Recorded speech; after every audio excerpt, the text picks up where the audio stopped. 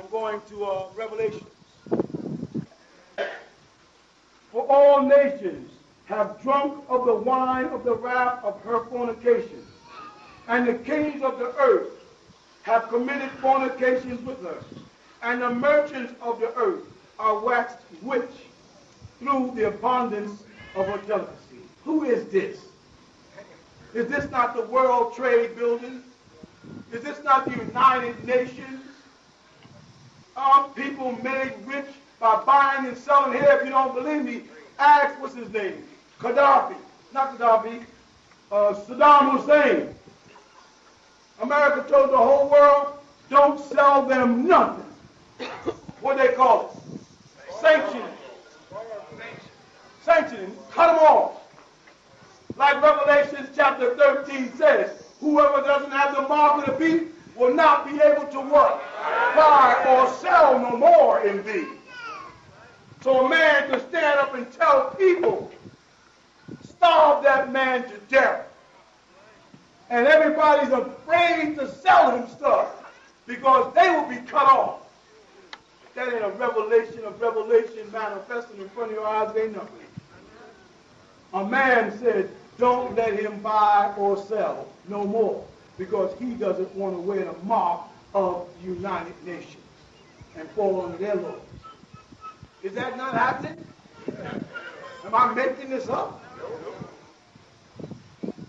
Listen, for all nations have drunk of the wine of the wrath of fornication. People come over here from China in their clothes and in their tradition. They come from India, from Sudan, Egypt, London, Germany, Holland. And within a matter of years, they're out of their customs, out of their traditions, out of their food, out of their God, and out of their damn mind. You follow? Because they get seduced by the fornications of this vicious house. It strips people. Next thing you know, you see a bunch of Chinese people with blonde hair. A whole bunch of Negroes with perms. And I repeat, it's not permanent. So they should call it a temp. Because in 3 months, you got to do it again. If it was a perm, it would be there one time and there forever. So they rhymed you. It's not a permanent, it's a temp. You with me? And then you extend it in. I hope I hurt nobody's feelings. Such is the way. Let me go on down. And I heard another voice from heaven saying, come out of her, my people, that ye be not partakers of her sin, and that ye receive not of her plagues. That's what's going on now in the country. Plagues, AIDS, herpes, syphilis, gonorrhea, and diseases they're not mentioning to you. Because you ain't ready for them yet. Food is dying. Hail in Georgia last month. Hail like this. Italy, landslides, mudslides, earthquakes. More tornadoes in 1 year than ever in the history of the world. Right or wrong? Right. Nature is shaking her shoulders at man. Look at these bugs. Locusts? Were we back in the book of Exodus somewhere? Death. The plague of death. People are dying. They said that AIDS is now called an epidemic in the black community. You hear me? Out of every 7 people of the whole United States, 3 of them that catch AIDS are blacks, between 14 and 44. Think about that. Is that not an epidemic? How do we stop it? We tell you all to stop screwing? I got grown kids. Tell them to stop screwing like, okay, Father. Got you. You did it, look at us. All the adults here know what I'm talking about. We come from a different day and time than you do. But we can see the plagues. The food is going bad. The crops are not growing properly. That's long term. There's no 2 in the computer. They got to recalibrate the computers in the year 2000. It's going to shut down all kinds of things. And as billions and billions and billions of dollars are put up to reconfigure the figures in the computer. And the country is ran by computers today. The world. Internet. A spider web on the back of the dollar bill. Yes, we are in the day of plagues. People walking around with all kinds of rashes that you can't identify. The doctors can't identify them. Doctors seeing things in hospitals now they've never seen before. They look at it and say, whoo. Now that's serious. When a doctor goes, whoo, you got a problem. Doctors are resigning. I had a brother talk to me yesterday. I saw him in a restaurant. He said, Pops, I'm thinking about becoming a barber. I said, you want to touch people? You want to touch people's heads with rashes and wingworms and all these diseases? You actually want to touch somebody's head? The art now is to avoid touching people. Be friendly. No kisses. No hugs. Speak. Be polite. Don't touch me. Do you understand the importance of that? Yes. I'm afraid to get on the basketball court. It's frightening, man. You run a full court, you start sweating, the nigga turn his head and that spit go in your mouth. Say it can't happen. Especially when nigga got Jerry curls up there, it's all greasy. That nigga got AIDS, guess what? They'll say, no, it doesn't, AIDS cannot be transmitted. These people here find out how AIDS can be transmitted, then they tell us. Now they're saying, well, certain mosquitoes don't die immediately after they sting people. Certain strains of mosquitoes that are moving to America from Africa. Why? Because the climate is changing. This is tropical. Look. This is tropical. There's going to be more insects. That means more diseases, more plagues. It's going to get worse before it gets better. But you were warned. You hear me? Said, for her sins have reached unto heaven, and that would be Orion. If you look it up in the what do you call it? Logos Bible or online, bring the word up and look it up. And God has remembered her iniquity. God. The sins of the world has gotten so bad that they ascend like the scent of incense burners, and God is remembering. What do you mean by God is remembering her iniquity? I'll tell you. I don't want this. I want this to tell you. Because there's another time in here where God got to that point. And what did he say? The evils of man was evil continuously. So I must destroy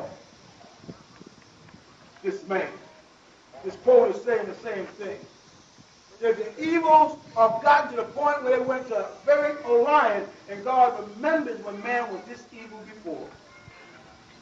When Sodom and Gomorrah and Jethro, and that's what we call it, Jericho, and Babylon, and the wicked cities were ruling. Well, that's why they refer to this as Babylon. So they're taking you back to that point where they will have to destroy. And Babylon did not come after the Bible. The city of Babel existed before the Bible. Read the Bible.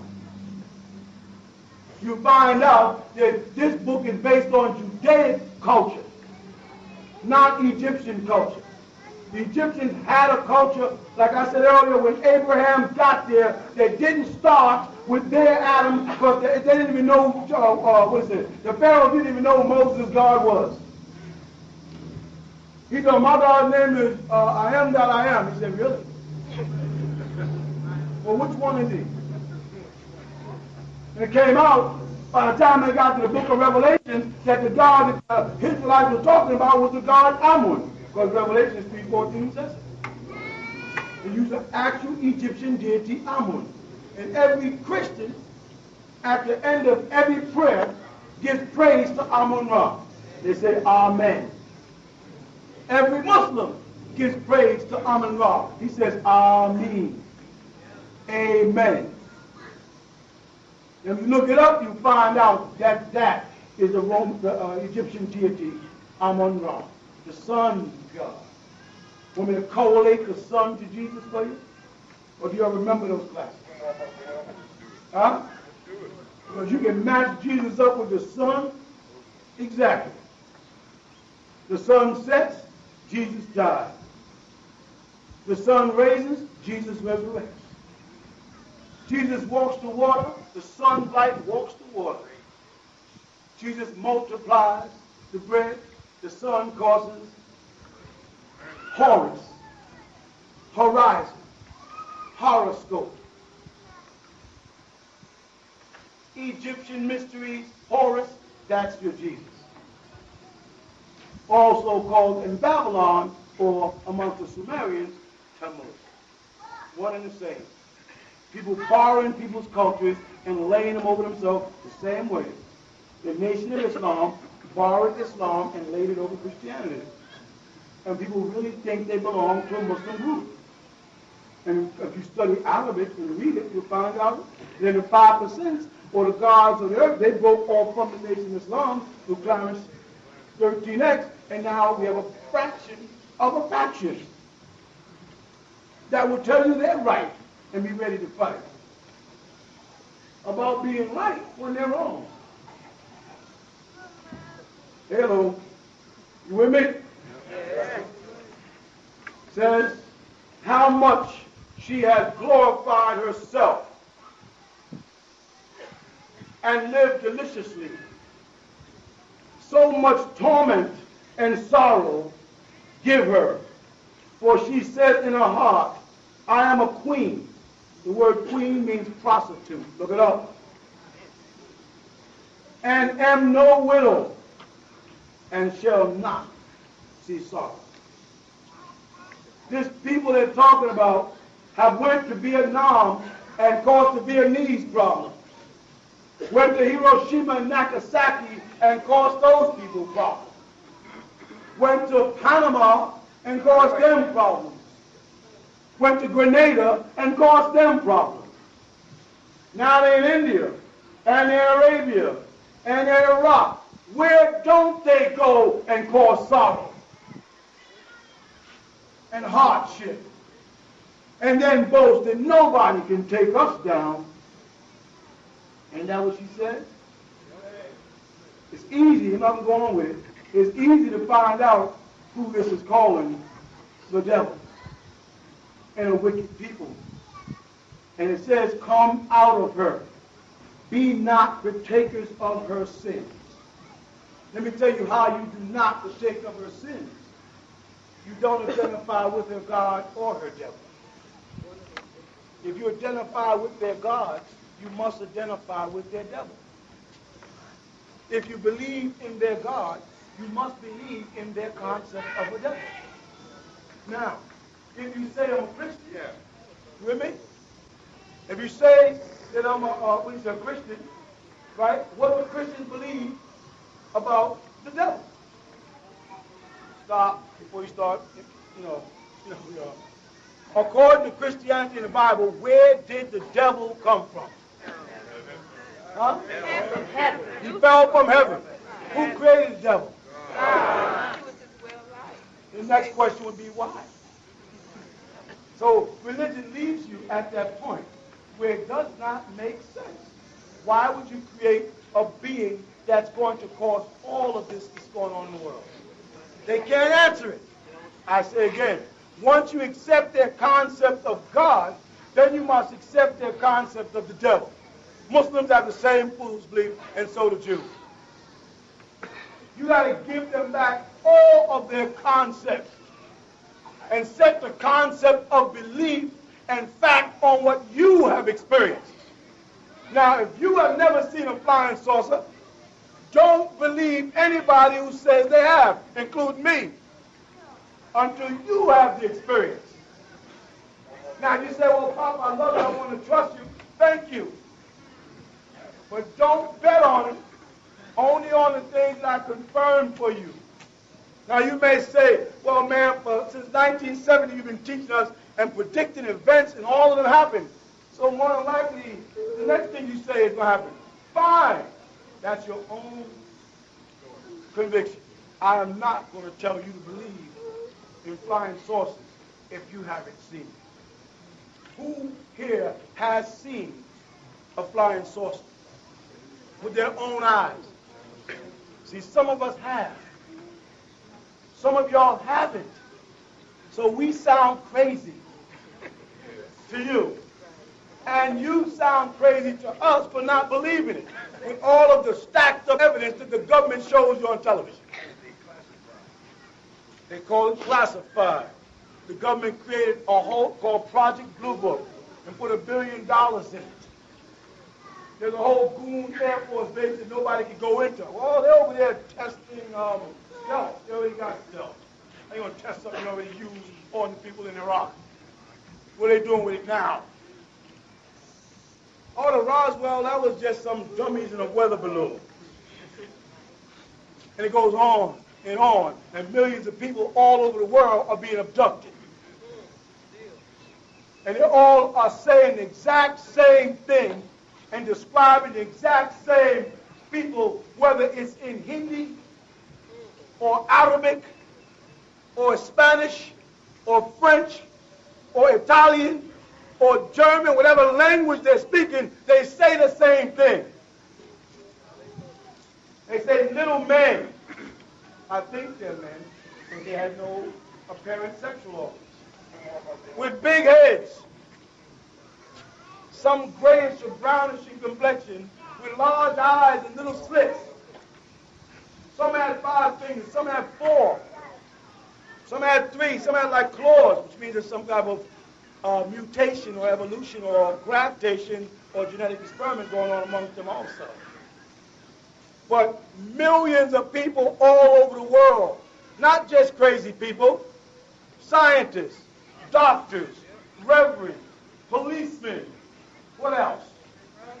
Military presidents, Carter, our Georgia boy, confirmed he saw a UFO. And so did Reagan, and so did Kennedy, and so did Truman, and so did your boy Elvis Presley, and so did Jimi Hendrix, and so did Marvin Gaye. There's a whole book of all the stars that saw them. You listen to their music and cry with them and make love to them, but when they say, I believe in the UFO, oh, you crazy there. Marvin Gaye says, what's going on? Save the children. I love that. I believe in the UFO. Whoop, the boy crazy. What are the chances of people all over the world speaking different language who've never come in contact with each other, having the same experience? What is the chance?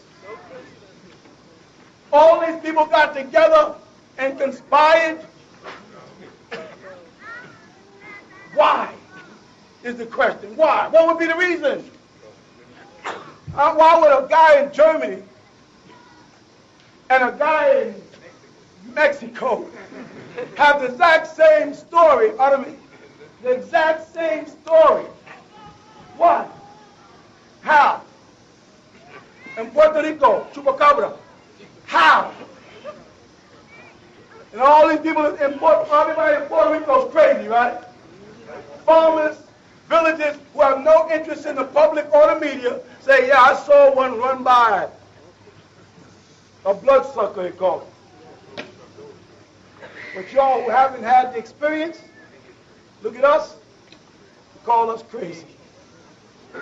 We wonder why you haven't had the experience. Let me see them hands again. The ones who have had the experience, some type of UFO or phenomenon. I'm saying, quite a few of us have. And it's frightening. Because when I was a little kid, and my sister's probably sitting out here right now somewhere, she'll tell you, when I was a little kid, I used to disappear for weeks. That's what's sitting right back there. Is that true? What did y'all used to do? Tell the truth. Give her a mic so she can tell them. They beat the hell out of me. One of the headaches. Yeah, she's going up to be a witness. What would y'all do?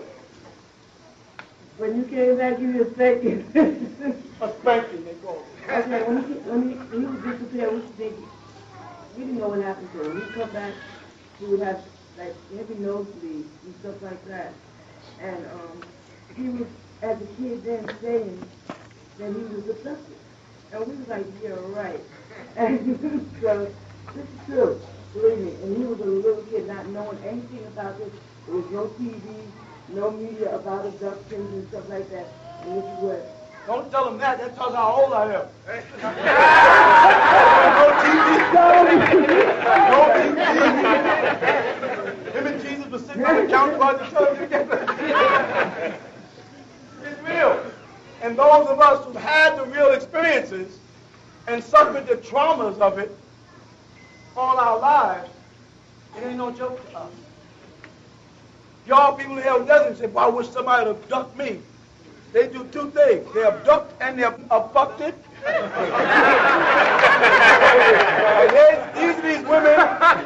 These are these women that say they took me on a ship and they saw that I was so attractive that they wanted to have my baby, so they did it to me. Right?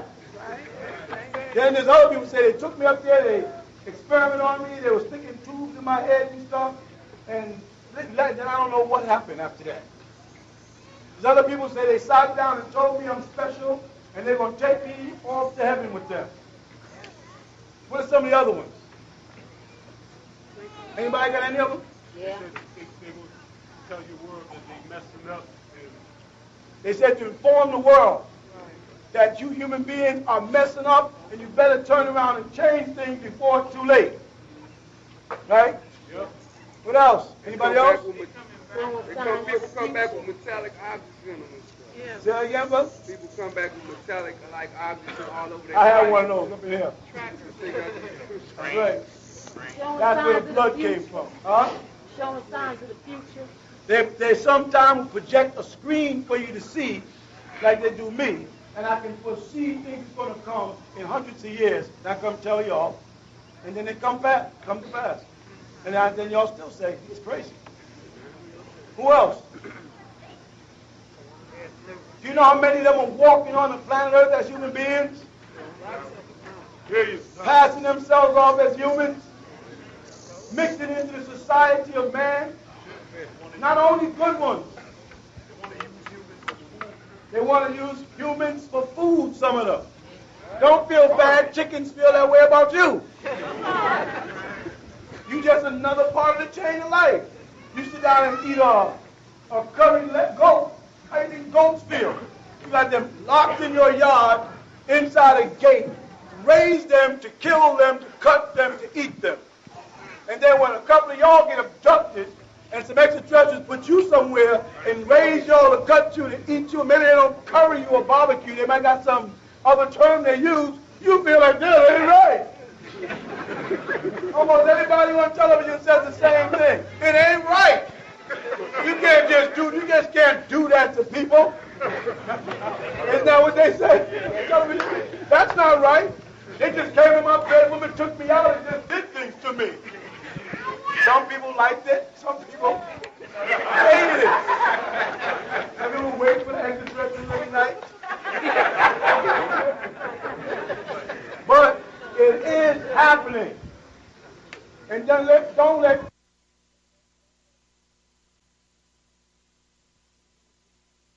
yes. What does it mean when you wake up and you have scratches all over your body? I didn't hear you. What does it mean when you wake up and you have scratches all over your body? Could mean you have a cat that's married. I'm just starting from the bottom. Okay. You got to start from the root or truth, but I don't know really. So it could be a cat that's mad at you, right? I got no cat. All right. It could be entities that are messing with you. They do have disembodied beings that do have the power to affect things on this side. And they attack people, shove people downstairs, scratch people up. There are a lot of dead people that did not make it to the other side. And they're roaming. People down Georgia here that were hung, grabbed out their houses. Some of our grandfathers, I have folks in Griffin that was, I mean, young people too young. Anybody here over 35 or 40 that's from the South knows what I'm talking about.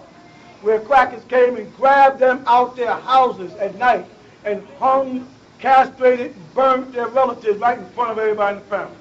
And nobody could do nothing. The trauma of that kind of death makes it impossible for the spirit to get to the other side. They can't make a smooth transition. They become in-embodied souls trapped on this side. And they terrorize. You know when they dug up Mega Everett's body? Remember his wife had it dug up? It was totally preserved, as if it never had been embalmed. Did y'all know that? Don't trust me. You know me. Don't believe me. Go check that out. You'd be amazed. When they dug up his body after that many years, his body was perfectly preserved. Will. He did not want to perish until the case was solved. And they exhumed his body and they solved the case. You understand? I bet you his body will start to wither now. That's the power of God in you. Yeah. Not of God, you as God can make that happen. Can you imagine that? Every Pharaoh wish they knew his secrets. A hell of a lot. Anybody else want to talk about it? Yes. Brother, I have a question. Well, it's more like advice. But 3 weeks ago, I was experienced a ringing in my ear. I get them frequently, but this one was like intense. And now I can't hear, or it's like pressure is in my left ear. I was wondering, have anyone come to you? All the time. All the time. And especially around this part of the year because of the pollen. See, there's a lot of pollen in the air, more so than ever because there's a cloud mass that's keeping the pollen here. And because of the weather we had, all the plants are overdeveloped. So a lot of people are pouring into the hospitals with sinus problems, colds like you wouldn't believe, headaches, migraines, ringing in their head, and it's because of the pollen. I'm not saying that's your case, but you ask me, have I heard of any? And when I do, I say, yes, I have. Go take some contracts and the ringing will go away. And they say, okay. And they go take the contracts and they tell me, oh, the ringing went away. Yours might be something different. I don't know. Because it's like, I don't know, I'm thinking maybe... You have a hole in your ear? Yes. Both of them or one? One on the right. On the right ear? Okay, go ahead. It's like I'm afraid because Don't be afraid. I don't want to go to the doctor. Don't be afraid. The doctors can't tell you nothing. That ringing in your ear is alignment. People with holes in their ear over here, some have one, some have two. Those are people that are going. I'm trying to think of another word for it. I can't think of anything else other than the word counselor. When the elders come, when God comes, right, and the voice of God is spoken, it's going to be in sound, not in language. And these people who are being aligned are going to be the ones that tell people where to go. Those are chosen people, and they will be said, they'll hear voices in their head. Now, some people hear voices in their head now and end up in the nut house. But the reality of that is that it's a fact that people can hear voices in their head. You understand my point? The fact that doctors will put people in the hospital and put them on certain types of medication because doctors have come to the conclusion that yes, certain people do hear voices in their heads. Right, Bon? Yes. Yes, they do. And have went out and killed people because the voices said, go kill somebody. Say it again? They blame it on. And they'll blame it on Tupac. There you go. Remember that one, right? This is the reality. Go ahead. You said there's other entities that come in. And they camouflage into human beings. Right? There are people, no. There are beings that are descending to earth, extraterrestrials, disagreeables, right? In the form of human beings, not descending into human beings. They won't come into and take her body. They're not walking. They are actually people that are here on earth like heads of record companies, heads of the movies, controlling the lives of many people. I'm not going to say Michael Jackson because everybody wants me to say Michael Jackson. Michael Jackson is a confused nigga. I ain't talking about, but there are people that are in power like Bill Gates, right, who's controlling. When he held back, how many people into computers? The other day when he held back Windows 90 what? Everybody went, what? You was like affected emotionally. How dare them hold back Windows 98? I need that. What? Didn't you have an emotional effect? You was like waiting to go to the store, cars out the gas, the key. We going out to the video store and get this 98. And that would have been the rest of your day, putting it in, storing it. And they held it back, so wait a minute, we're not sure we're going to release it. Just long enough to frustrate everybody, then Bill Gates said, okay, it's going out. What's the point? Control. Mind control. Go ahead, yes. All right. What I was trying to lead to was, just suppose that you can see these beings that are camouflaging themselves. What is happening to you? They're not camouflaging themselves, Sam, bro. They're walking around every day with you. I can point out some of them. The guy comes on television all the time. He teaches all the stars about how to make money and all that. A guy, you can see he's a Venerian. About almost 7 feet tall. Oh, he's an extraterrestrial. The whole lot he has given names. There's so many of them out there now, and they are controlling the lives. L. Ron Hubbard. Dianetics, these are organizations. The Scientology movement, these are groups of extraterrestrials from the Pleiades or Aldebaran or Ashtar Command that is incarnated here and are steering people down a certain direction. And they become extremely numb. Yes, brother? I have You don't need the money. I have another related question. Okay. All right. I'm pretty sure you know about the book of Barnabas. I sure do. Barnabas. The way it said Barnabas. Barnabas. Yeah, they tricked that too purposely. So you don't understand Bar and Nabus, what it means. But my question is, which son is actually the seed of the blessed child is? Is it Isaac or is it Ishmael? okay, Isaac is the rightful heir. That's according to the Tanakh or the Torah and the Talmud writings of the so-called Jew. Isaac. Ishmael is not the rightful heir.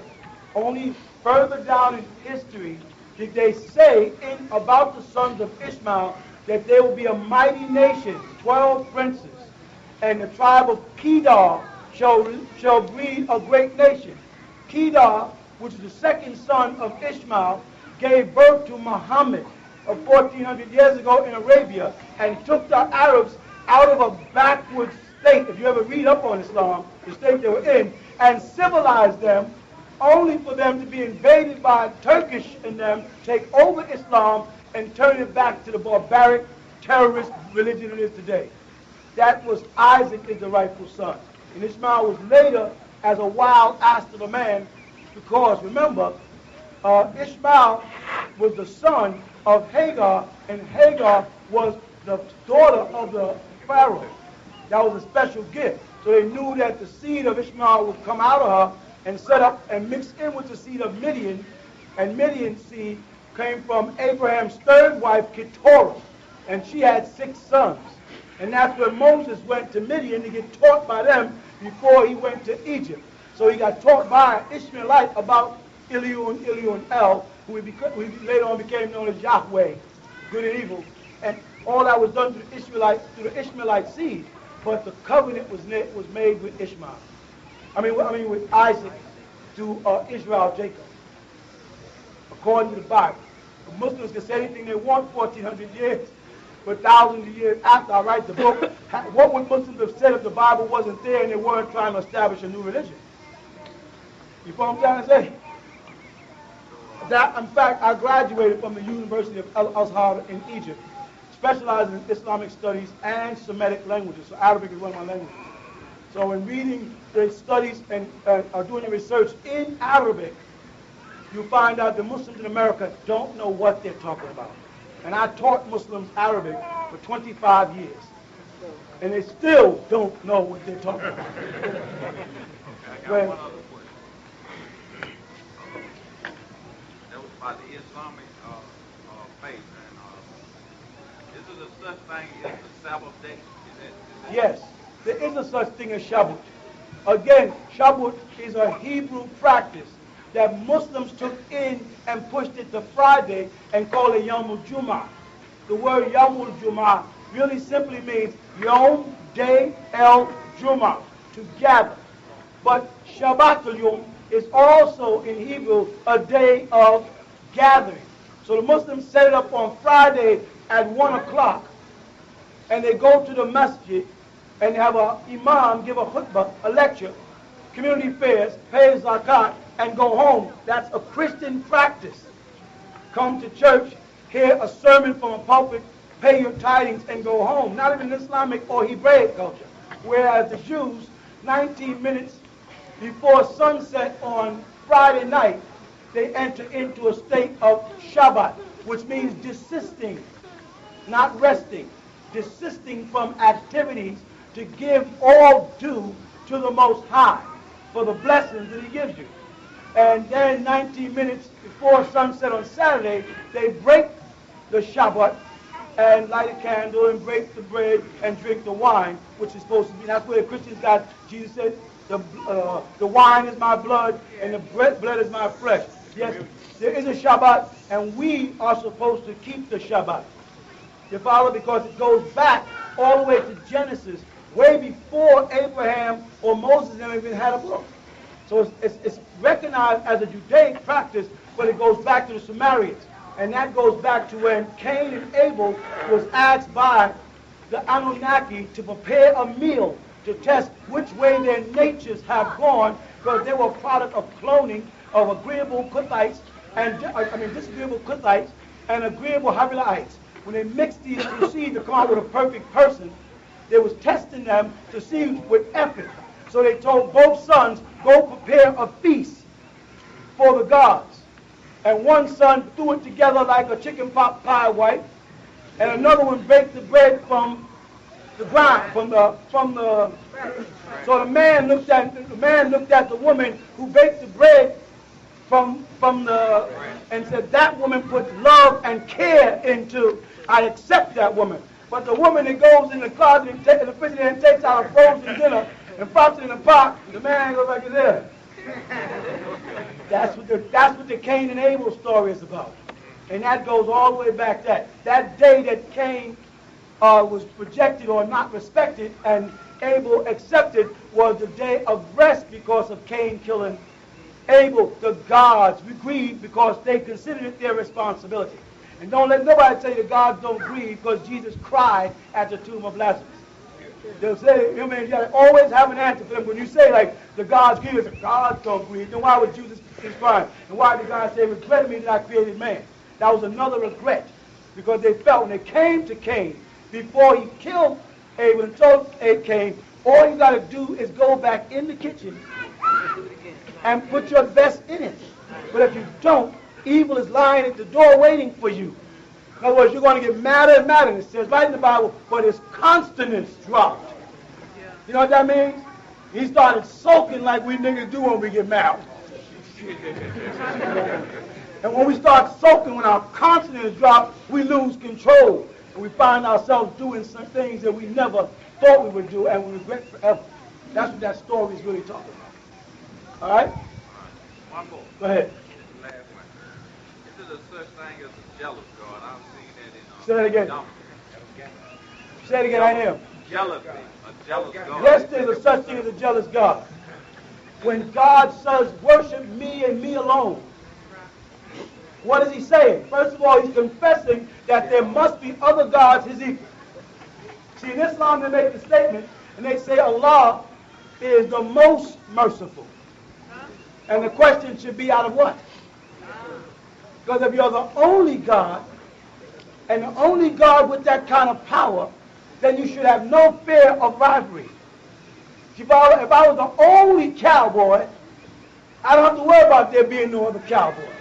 But if there's other cowboys and I want your full attention, I say have no other cowboy, because if you do, I'm jealous. Because I'm the cowboy that gave you your cowboy suit.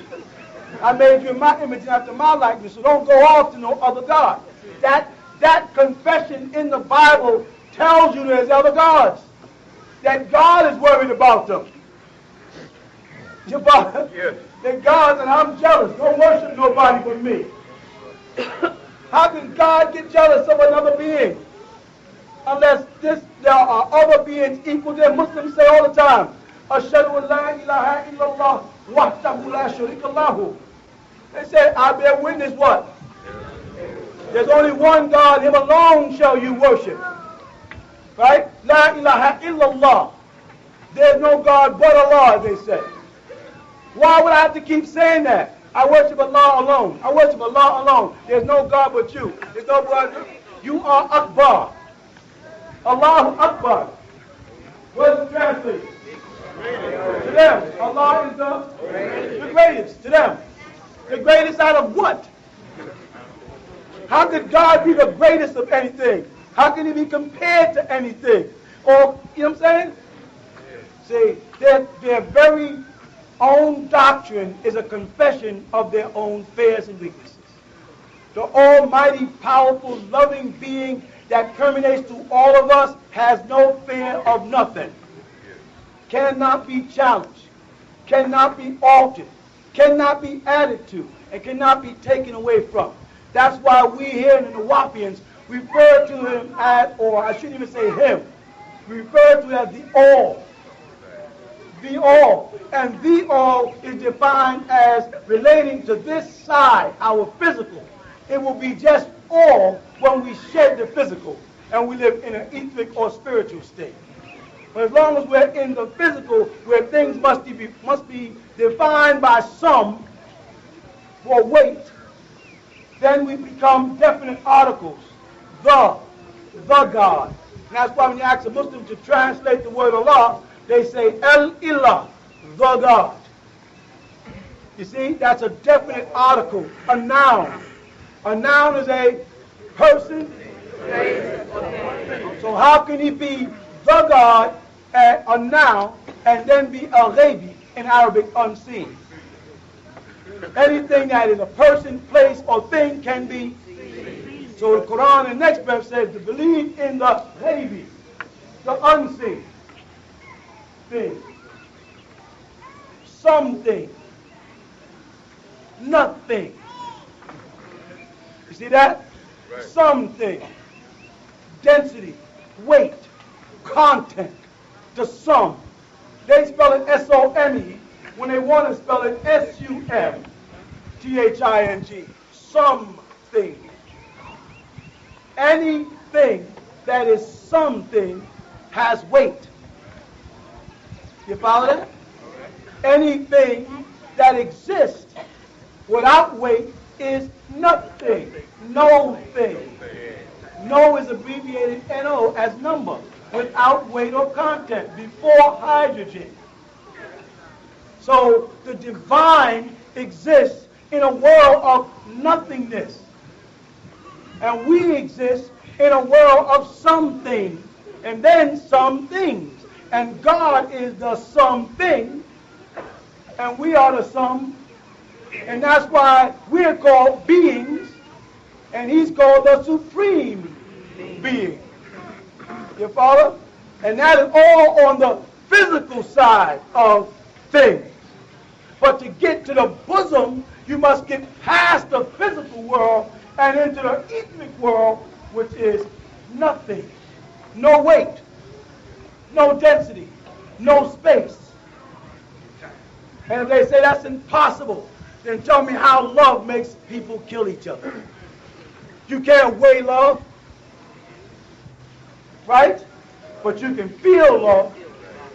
And a broken heart can kill a man, give a man a cardiac arrest. His heart will cease to function because a woman leaves him, or vice versa. And they'll say, he died of a cracked, broken heart.